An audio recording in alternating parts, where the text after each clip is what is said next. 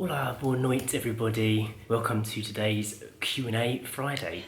Look at this roaring fire behind us here. Keeping Lovely. us warm, yeah, enjoying that. So today's first question is from Splat Kids TV on YouTube. Hey. And they said, you guys have inspired us to stop eating meat and we have been meat-free for 3 months now, thank you. Yay, well done.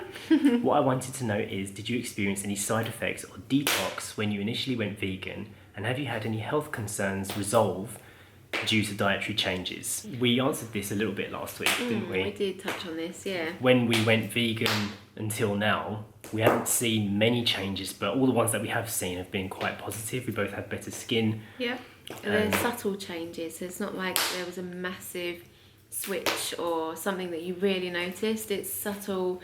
I mean, we've been meat-free for 2.5 years now, so it's a gradual change for us. For me, I found my skin was better just in general, and less oily as well, my skin on my face especially. And when I went vegan, I lost 4 kilos and it hasn't come back on again, even though I eat the same amount of food.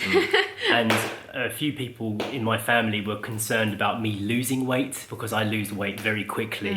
And considering before I used to eat a lot of meat and now I don't eat any at all, I haven't actually lost any weight at all. I'm the same. So that was a concern that didn't happen. Everybody's body is different and everybody reacts differently to these kind of big changes. For example, there was a time when we did a water fast, which meant you don't eat anything, you just drink water for 72 hours. And it was supposed to reset your immune system. And when I did it, I was totally fine. It was all positive gains for me.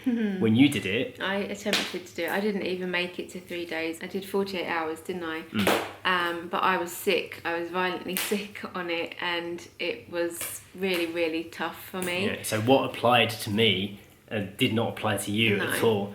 So if you are experiencing any detox issues with going meat-free, it probably will be temporary, but it does depend on your body type and what you've been eating beforehand. When we stopped eating as much pasta and rice as we were eating, I must have cut it down to about less than 60% of what we were eating, pasta and rice, and it messed up my menstrual cycle completely.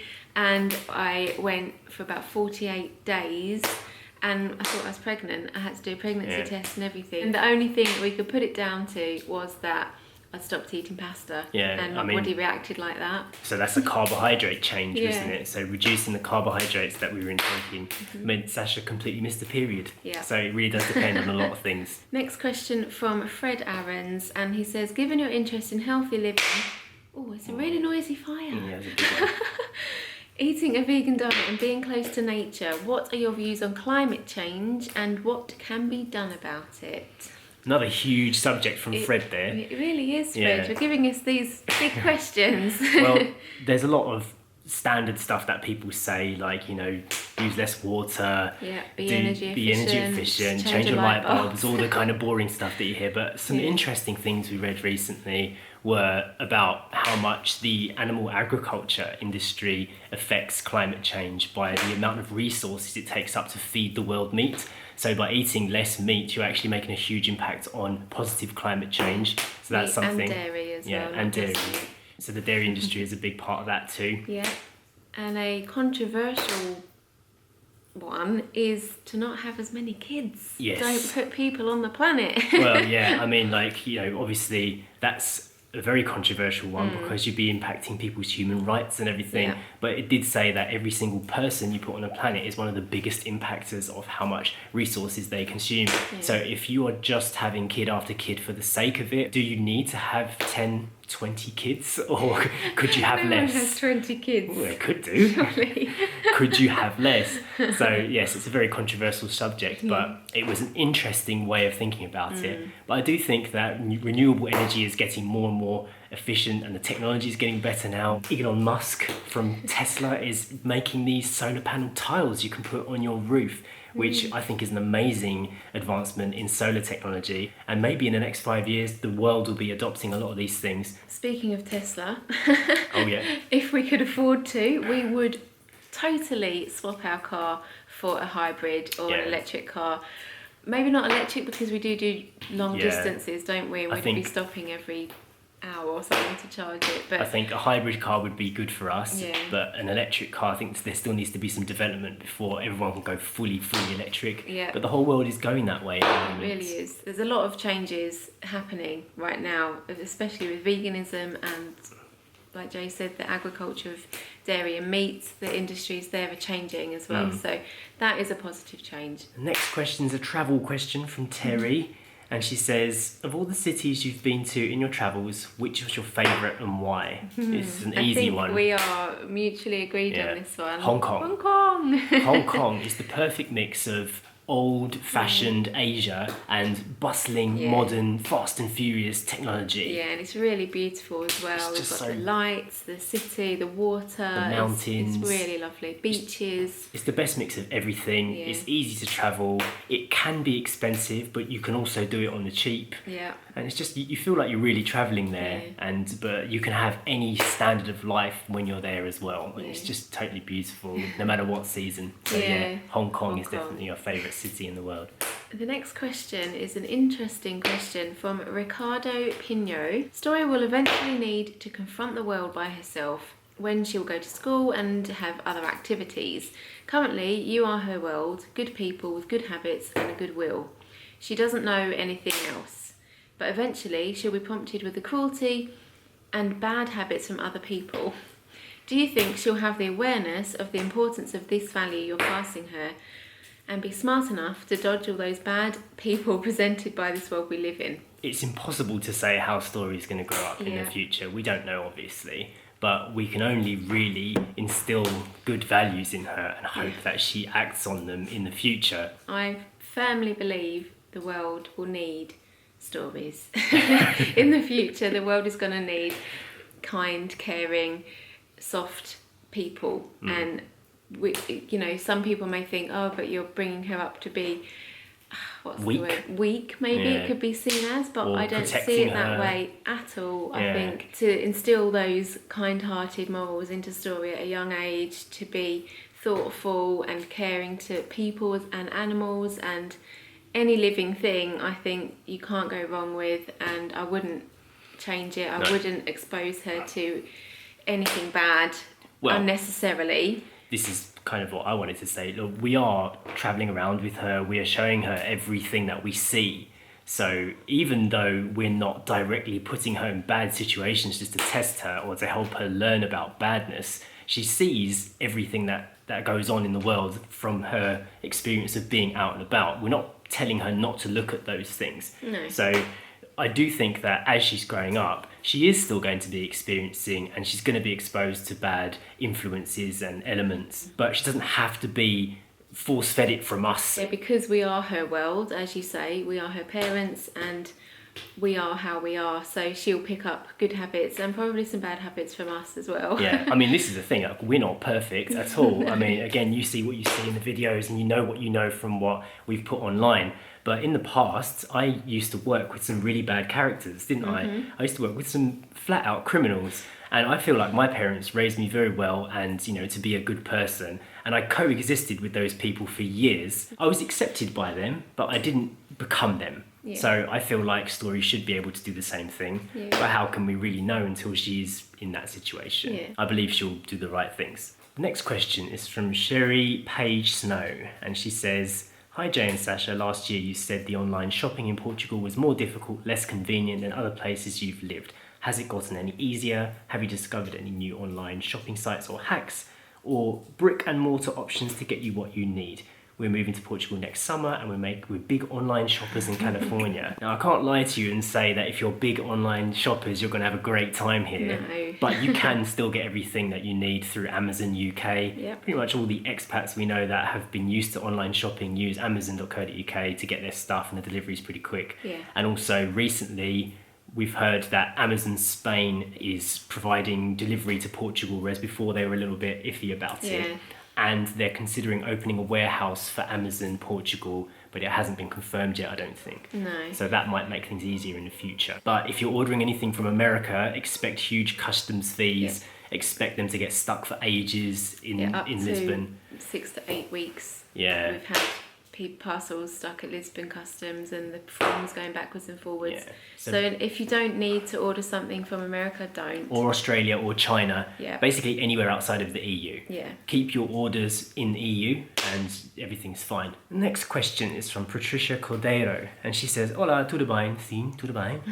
My question is about your jewellery line. Why did you decide not to make them in Portugal? Portugal is known for its amazing filigrana. If Portugal is your inspiration, then why not take it to the next level? To be honest, I haven't purchased for this exact reason, and as a Portuguese American, it would make me so much happier if I knew it was helping you and the Portuguese. Well, this is an interesting question, I guess, needs to be answered. We haven't really clarified this ever before. No. Every single thing that's in our Etsy jewellery store was hand-drawn and digitally put into our computers by us in our little house in Portugal. Yep. So technically, the products were created in Portugal Yep. by us. They're all our designs, all Yeah. our own designs. Now, yes, they're not manufactured in Portugal at the moment because we couldn't find a company that would do that Yeah. to cover an international audience that we have. But we were talking about this to each other and we said that every bit of profit that we make from selling jewellery we spend here in Portugal with Portuguese businesses and Portuguese companies. So all of the products are made in Portugal and the profits are spent in Portugal, which is good for Portugal. Now, I know not everyone might agree with that. And if in the future we could find a manufacturer that can do what the companies we use can do, then we would definitely switch to them. Yeah. But currently they don't exist. However, saying that, I am actually talking with a good friend of mine about starting an e-commerce site in Portugal which will be helping Portuguese artisans directly to put their products online and to create an e-commerce system directly and only for Portuguese sellers. So that is actually something that would be perfect for your suggestion of getting other artists involved and promoting their work. But right now, everything that we produce is our work, and so that's why it's done the way that it is. I hope that explains it. Next question from Linda Bergstrand, and she says, "Hi guys, are you registered freelancers in Portugal? And if so, can you explain how it works, what to do to maintain the status and costs and stuff?" We're not actually, so we can't actually help you on this question. Our businesses are registered in the UK, so we're not actually registered in Portugal. Yeah. Another one from Sherilyn Sherma, and she asks, how are the guide dog trainer people going? I ran into Sabina, the lady that was talking to us in the video, and she basically said everything's going well. She was walking a little dog. Yeah, that we often see them out. They go around Mortágua town that we showed in a recent video. They're quite often out around that town square, training the pups to do lead walking and going in and out of the shops and things to get them used to that surrounding and that environment. They're a government funded business, so basically they're staying above ground and everything's still working as it should. Yeah. And on the subject of dogs, Daisy May is asking, hello from Georgia. Do you guys have any plans on adding any more pets to your family? Oh, well, Daisy, I would love to, but right now we're not going to, just because we're not entirely sure of our situation and where we're going to be next year and what's going to happen, where we're going to live. Maybe we'll do some more travelling, and it's not ideal if we've just added another dog to our little family. So right now we're not, but I definitely do want to in the future, so we'll see. Story would love a cat, I Story think, would wouldn't like a she? cat, yeah. Well, she'd like anything fluffy right now, guinea pig or rabbit or And Sasha would love a Weimaraner dog. they're my ultimate dogs. I love them. I actually saw one today, didn't I? But we both said that when we get a bigger dog, we want to have a nice big house and big grounds for them to run around with. So I don't think we'll get a large dog until we have that. I actually used to have pictures of Weimaraners, and not just Weimaraners, just dogs in general, all over my wall. You know, most kids or most girls growing up will have like their pop idols or crushes. I just had loads of dogs all around my wall. And the last question is from Andrew White, and he says, "Hi Sasha, Jamal, Story and Eden. You may have been asked this before, but here goes. How will, if at all, Article 13 affect you?" Now, if you don't know what the hell that is, it's basically a new law in the EU which is supposed to protect creators from their work being stolen and reposted and reused, but it's a bit controversial because people are saying it's going to damage creators. But it won't. Because you're not able to share posts, Yeah. isn't it? So basically, the nature of how a viral post goes would be somebody posts something and then somebody reposts it, and they're basically saying that they may make that illegal. So there would never be any viral posts in Europe anymore, and that would affect the whole internet. Article 13 won't affect our channel because all of the content that we produce is our content. We don't repost other people's stuff. We don't rely on like reviewing films or something. You know, you can't do stuff like that if the law gets passed properly. So Article 13 is really only going to damage creators that make their living through making reviews or like sharing other people's content. Yeah, I've seen a lot of Instagram pages especially where they don't have any of their own content. They literally just take popular, you know, a travel page, for instance. They'll just take popular travel pictures and repost them on their page. Yeah, with a new They've got caption. hundreds of thousands of followers, but it's not their content. So that's kind of what it's targeting, to stop that kind of thing. So it could be bad for that kind of creator, but it won't affect us, I don't think. And that's it. Yeah. So I think we've managed to cover some good stuff there. Yeah, we were drinking a glass of Portuguese port here while we were filming this. Nice fire behind us. Yeah. Hope you enjoyed this video. And if you're still watching on Monday, you will see our adventures to Villa Natal, the Christmas village. Yes. So stay tuned for that. But for now, we'll see you next time. Bye. Bye. It's just stunning views everywhere. Look at that. She just did a little thumbs up. First ever time splashing around in the puddles. Look at our little dress flying in the wind. So many cool things in here. We've just gone underneath the staircase. So picturesque. Guess what? That's yours. Go fly over mountains.